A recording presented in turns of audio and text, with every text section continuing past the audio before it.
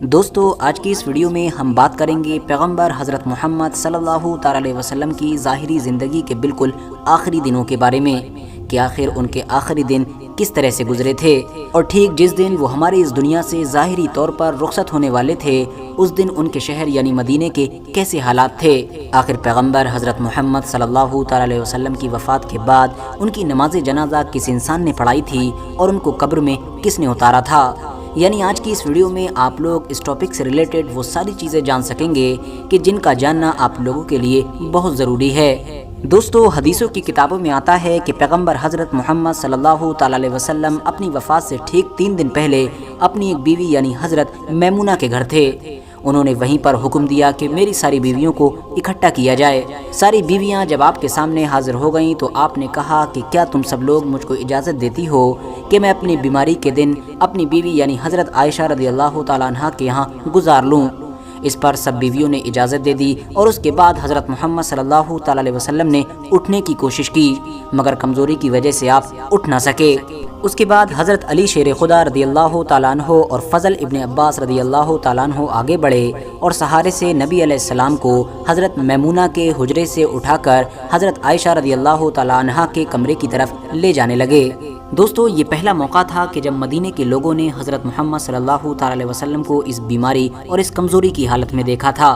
یہی وجہ تھی کہ ایسی حالت میں دیکھتے ہی لوگوں نے آپس میں ایک دوسرے سے گھبرا کر یہ پوچھنا شروع کر دیا کہ آخر نبی علیہ السلام کو کیا ہوا ہے۔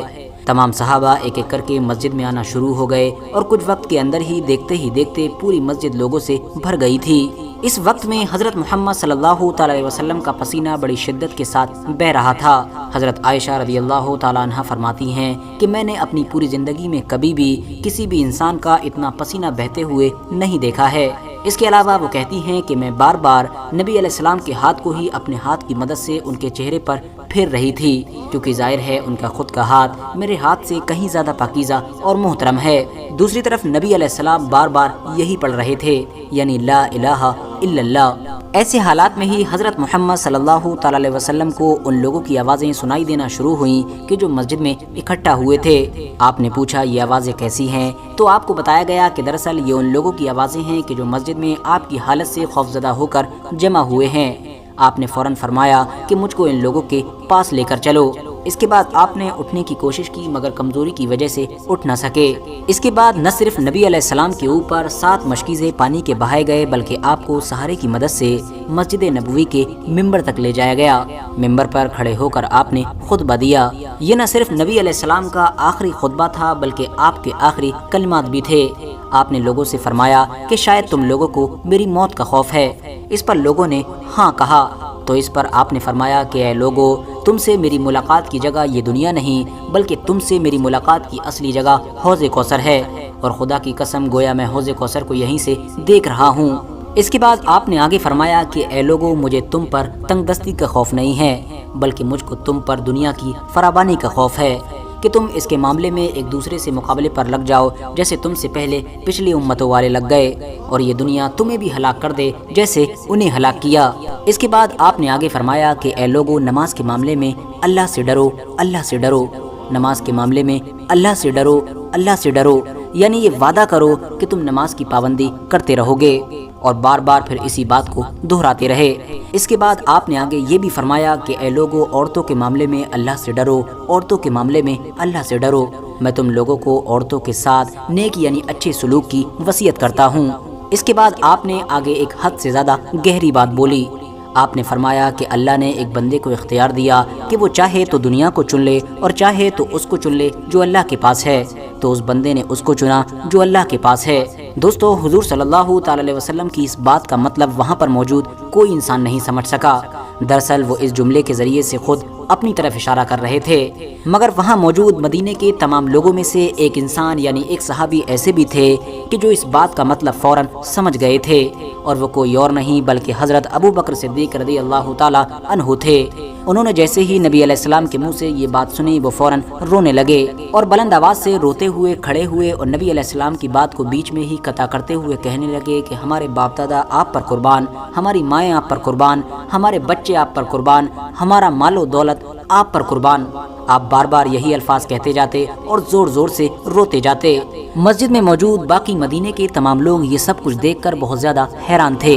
वो ये सोच रहे थे कि आखिर अबू बकर सिद्दीक रज़ी अल्लाह तआला अन्हु ने नबी अलैहिस्सलाम की बात को बीच में काटने की हिम्मत कैसे की, और इसके अलावा ये बार बार जोर जोर से क्यों रो रहे हैं।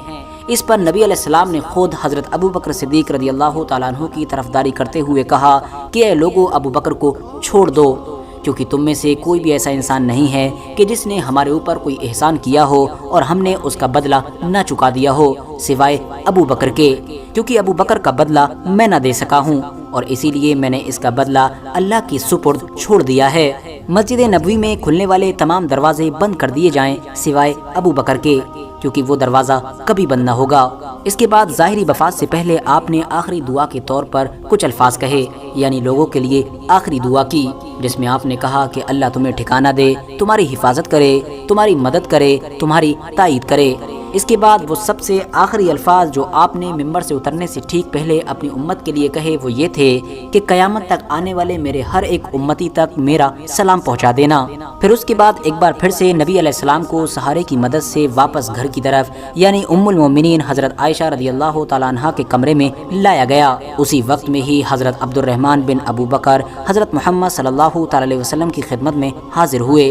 जिस वक्त वो आपका दीदार करने के लिए आए थे उस वक्त उनके पास एक मिसवाक मौजूद थी। नबी अलैहिस्सलाम उस मिसवाक को बड़ी ध्यान से देख रहे थे, मगर मर्ज की शिद्दत की वजह से उसको मांग न सके। मगर उम्मुल मोमिनीन हज़रत आयशा रज़ियल्लाहु तआला अन्हा देखते ही फ़ौरन सब कुछ समझ गई थीं, जिसके बाद उन्होंने फ़ौरन हज़रत अब्दुर्रहमान के जो रिश्ते में उनके सगे भाई भी हुआ करते थे उनसे वो मिसवाक लिया और हज़रत मोहम्मद सल्लल्लाहु अलैहि वसल्लम के दहने मुबारक में रख दिया, मगर आप कमज़ोरी की वजह से उसको इस्तेमाल न कर सके। जिसके बाद उम्मुल मोमिनीन हज़रत आयशा रज़ियल्लाहु तआला अन्हा ने नबी अलैहिस्सलाम से वो मिसवाक लिया और उसको पहले अपने मुंह के ज़रिए से नरम किया और एक बार फिर से पैगंबर हज़रत मोहम्मद सल्लल्लाहु अलैहि वसल्लम के मुंह में रखा ताकि दहने मुबारक उससे तर रह सके। आप फरमाती हैं कि वो आखिरी चीज़ जो नबी अलैहिस्सलाम के पेट में गई थी वो कोई और चीज़ नहीं बल्कि मेरा लुआब यानी कि थूक था। वो कहती हैं कि अल्लाह का ये मेरे ऊपर फजल ही था कि उसने ज़ाहिरी वफ़ात से ठीक पहले यानी बिल्कुल आखिरी वक्त में मेरे लुआब को और नबी अलैहिस्सलाम के लुआब को एक जगह पर इकट्ठा कर दिया। इसके बाद हज़रत आयशा रज़ियल्लाहु तआला अन्हा कहती हैं कि नबी अलैहिस्सलाम की प्यारी बेटी यानी सैयदा फ़ातिमतुज़ ज़हरा रज़ियल्लाहु तआला अन्हा आपसे मिलने के लिए आईं और जैसे ही वो हुजरे में दाखिल हुई तो फ़ौरन रोने लगीं कि नबी अलैहिस्सलाम हज़रत बीबी फ़ातिमतुज़ ज़हरा रज़ियल्लाहु तआला अन्हा के आने पर खड़े ना हो सके, क्योंकि नबी अलैहिस्सलाम की ज़िंदगी में ये दस्तूर रहा था कि जब भी उनकी प्यारी बेटी यानी बीबी फ़ातिमतुज़ ज़हरा रज़ियल्लाहु तआला अन्हा उनसे मिलने के लिए आया करती थीं तो आप न सिर्फ फ़ौरन खड़े हुआ करते थे बल्कि उनके माथे को चूमा करते थे, मगर इस बार ऐसा कुछ भी न हो सका था। इसके बाद नबी अलैहिस्सलाम ने अपनी बेटी से कहा कि मेरी प्यारी बेटी फ़ातिमा मेरे करीब आ जाओ। करीब आने पर आपने उनके कान में कुछ फरमाया, जिसके बाद वो और भी ज़्यादा ज़ारो क़तार रोने लगीं। अपनी बेटी को हद से ज़्यादा रोता हुआ देखकर नबी अलैहिस्सलाम ने एक बार फिर से कहा कि मेरी बेटी करीब आओ। एक बार फिर से आपने उनके कान में कुछ इरशाद फरमाया, जिसके बाद वो अचानक से खुश होने लगी। उम्मुल मोमिनीन हज़रत आयशा रज़ियल्लाहु तआला अन्हा कहती हैं कि नबी अलैहिस्सलाम की वफ़ात के बाद जब मैंने एक बार बीबी फ़ातिमतुज़ ज़हरा रज़ियल्लाहु तआला अन्हा से पूछा कि आखिर नबी अलैहिस्सलाम ने उनके कान में ऐसा क्या कहा था कि जिसकी वजह से वो पहली बार तो बहुत ज़्यादा रोने लगी थीं जबकि दूसरी बार अचानक से खुश हो गई थीं। इस पर हज़रत सैयदा बीबी फ़ातिमा रज़ियल्लाहु तआला अन्हा ने उनको बताया कि पहली बार नबी अलैहिस्सलाम ने मेरे कान में कहा था कि आज रात मैं इस दुनिया से रुखसत होने वाला हूँ। इसके बाद जब उन्होंने मुझको बहुत ज़्यादा रोते हुए देखा तो एक बार फिर से मेरे कान में उन्होंने कहा था कि मेरी पूरी फैमिली में फ़ातिमा वो तुम ही होगी जो सबसे पहले मुझसे मुलाकात करोगी, यानी मेरे बाद सबसे पहली वफ़ात तुम्हारी ही होगी। ये सुनकर ही मैं उस वक्त बहुत ज़्यादा खुश हो गई थी। दोस्तों, इसके बाद उम्मुल मोमिनीन हज़रत आयशा रज़ियल्लाहु तआला अन्हा फरमाती हैं कि आपने तमाम लोगों को घर से बाहर जाने का हुक्म दिया और उसके बाद नबी अलैहिस्सलाम ने मुझसे फरमाया कि ए आयशा मेरे करीब आ जाओ। उसके बाद आपने उम्मुल मोमिनीन हज़रत आयशा रज़ियल्लाहु तआला अन्हा के सीने पर टेक लगाई और आसमान की तरफ अपना हाथ बुलंद करते हुए फरमाने लगे कि मुझको वो आला और उम्दा रफ़ाक़त पसंद है। मैं अल्लाह की, अम्बिया की, सिद्दीक़ीन की, शुहदा की और सालिहीन की रफ़ाक़त को इख्तियार करता हूँ। हज़रत आयशा फरमाती हैं कि मैं समझ गई थी कि नबी अलैहिस्सलाम ने अपनी आखिरत को चुन लिया है। اس کے بعد مشہور فرشتے یعنی حضرت جبریل علیہ السلام حاضر ہوئے اور انہوں نے نبی علیہ السلام سے کہا کہ حضرت اسرائیل علیہ السلام یعنی کہ ملک الموت آپ کے دروازے پر کھڑے ہیں اور آپ سے اجازت چاہتے ہیں۔ آپ سے پہلے انہوں نے کبھی بھی کسی سے اجازت نہیں طلب کی ہے۔ اس پر نبی علیہ السلام نے کہا کہ اے جبرائیل، ملک الموت کو آنے دو۔ ملک الموت یعنی موت کا فرشتہ حضرت محمد صلی اللہ تعالی علیہ وسلم کے گھر میں داخل ہوا اور سب سے پہلے اس نے عرض کیا، السلام علیکم یا رسول اللہ، یعنی آپ پر سلامتی ہو اے اللہ کے رسول۔ اس کے بعد اس نے کہا کہ اللہ کی طرف سے میں آپ کی خواہش جاننے آیا ہوں، یعنی آپ اس دنیا میں رہنا چاہتے ہیں یا پھر اللہ کے پاس جانا چاہتے ہیں۔ اس پر نبی علیہ السلام نے جواب دیا کہ مجھ کو اعلیٰ و عمدہ رفاقت پسند ہے، مجھ کو اعلیٰ و عمدہ رفاقت پسند ہے۔ اس کے بعد ملک الموت یعنی موت کا فرشتہ نبی علیہ السلام کے سراہنے آ کر کھڑا ہو گیا اور اس طرح سے نبی علیہ السلام کی روح کو قبض کر لیا گیا۔ ام المومنین حضرت عائشہ رضی اللہ تعالیٰ عنہا فرماتی ہیں کہ اچانک سے نبی علیہ السلام کا ہاتھ نیچے آ کر گرا اور جو سر مبارک میرے جسم سے ٹکا ہوا تھا وہ بھی بھاری ہو گیا، جس سے مجھ کو یہ محسوس ہوا کہ شاید نبی علیہ السلام کی وفات ہو گئی ہے۔ تو مجھے کچھ اور سمجھ نہیں آیا، سو میں اپنے حجرے سے نکلی اور مسجد کی طرف دوڑنے لگی۔ رسول اللہ کا وصال ہو گیا، میں پکارنے لگی، رسول اللہ کا وصال ہو گیا۔ یہ آواز سنتے ہی پوری مسجد آہوں سے گونجنے لگی۔ حضرت علی شیر خدا جہاں پر کھڑے تھے وہیں پر بیٹھ گئے اور دوبارہ اٹھنے کی طاقت باقی نہ رہی۔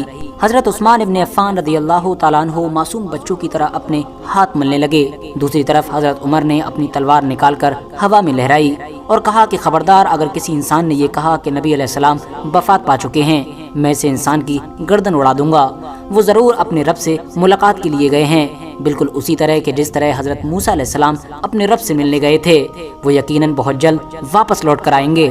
ایسے خاص موقع پر بھی جس انسان نے سب سے زیادہ صبر سے کام لیا، جس انسان نے سب سے زیادہ برداشت کیا، وہ کوئی اور نہیں بلکہ حضرت ابو بکر صدیق رضی اللہ تعالیٰ عنہ تھے۔ وہ سب سے پہلے نبی علیہ السلام کے حجرے میں داخل ہوئے اور نبی علیہ السلام کے سینے پر اپنے سر کو رکھ کر رونے لگے اور کہہ رہے تھے کہ ہائے میرے دوست، ہائے میرے مخلص ساتھی، ہائے میرے محبوب، ہائے میرے نبی۔ اس کے بعد حضرت ابو بکر صدیق رضی اللہ تعالیٰ عنہ نے نبی علیہ السلام کے ماتھے پر بوسہ دیا، یعنی ان کے ماتھے کو چوما اور کہا کہ اے نبی علیہ السلام، آپ پاکیزہ ہی جیے اور پاکیزہ ہی ہماری اس دنیا سے رخصت ہوئے۔ اس کے فوراً بعد حضرت ابو بکر صدیق رضی اللہ تعالیٰ عنہ کمرے سے باہر نکلے اور لوگوں کو خطبہ دیا، یعنی وہاں کے ماحول کو سنبھالنے کی کوشش کی۔ آپ نے خطبہ دیتے ہوئے کہا کہ جو انسان بھی نبی علیہ السلام کی عبادت کیا کرتا تھا وہ سن رکھے کہ نبی علیہ السلام کا وصال ہو گیا ہے، مگر جو خدا کی عبادت کرتا ہے وہ جان لے کہ اللہ کی ذات ہمیشہ زندگی والی ہے، یعنی اس کو کبھی بھی موت نہیں ہے۔ حضرت ابو بکر صدیق رضی اللہ تعالیٰ عنہ کے منہ سے ایسی باتیں سنتے ہی حضرت عمر رضی اللہ تعالیٰ عنہ کے ہاتھوں سے تلوار چھوٹ گئی، کیونکہ اب وہ سمجھ گئے تھے کہ یقیناً نبی علیہ السلام ہم لوگوں کے بیچ سے رخصت ہو چکے ہیں۔ حضرت عمر خود بیان فرماتے ہیں کہ ابو بکر صدیق رضی اللہ تعالیٰ عنہ کے خطبے کے بعد میں ایک ایسی جگہ تلاش کرنے لگا تھا کہ جہاں پر میں تنہا بیٹھ کر رو سکوں۔ اس کے بعد حضرت محمد صلی اللہ تعالیٰ علیہ وسلم کی سبھی آخری رسموں کو پورا کرنے کا سلسلہ شروع کیا گیا۔ RH نیٹ ورک کے نالجبل فرینڈز اتہاسک کتابوں سے اور بہت ساری حدیثوں سے یہ کلیئرلی پتہ چلتا ہے کہ حضرت محمد صلی اللہ تعالیٰ علیہ وسلم کی نماز جنازہ تو پڑھی گئی تھی مگر اس کی کسی نے امامت نہیں کی تھی، اور اس کی وجہ یہ تھی کہ کیونکہ یہ نماز امامت سے پڑھی ہی نہیں گئی تھی، بلکہ سبھی لوگ اپنی اپنی باری سے ایک چھوٹے چھوٹے گروپ میں حضرت محمد صلی اللہ تعالیٰ علیہ وسلم کے کمرے میں آتے اور پھر الگ الگ یعنی اپنی اپنی نماز جنازہ پڑھتے، اس کے بعد حضرت محمد صلی اللہ تعالیٰ علیہ وسلم کے اوپر درود پڑھتے اور وہاں سے نکل جاتے۔ اس طرح سے یہ سلسلہ چلتا رہا تھا۔ اب جہاں تک سوال غسل کا ہے تو نبی علیہ السلام کو غسل حضرت مولا علی شیر خدا رضی اللہ تعالیٰ عنہ نے دیا تھا، جبکہ عبداللہ ابن عباس اور ان کے دو صاحبزادے یعنی کہ فضل اور قسم کروٹیں بدل رہے تھے، جبکہ اسامہ و شکران رضی اللہ تعالیٰ عنہم اجمعین پانی ڈال رہے تھے۔ فی الحال دوستو، آج کے اپنی ویڈیو کو ہم یہیں پر ختم کرتے ہیں۔ ویڈیو پسند آنے پر نہ صرف ویڈیو کو لائک کریں بلکہ اپنے فرینڈز کے ساتھ بھی ضرور شیئر کریں، اور اسی طرح کی نالجبل اور ہسٹوریکل ویڈیوز ہمیشہ دیکھنے کے لیے ہمارے اس چینل کو سبسکرائب کر کے ساتھ ہی میں بیل آئیکن کو بھی پریس کر دیں۔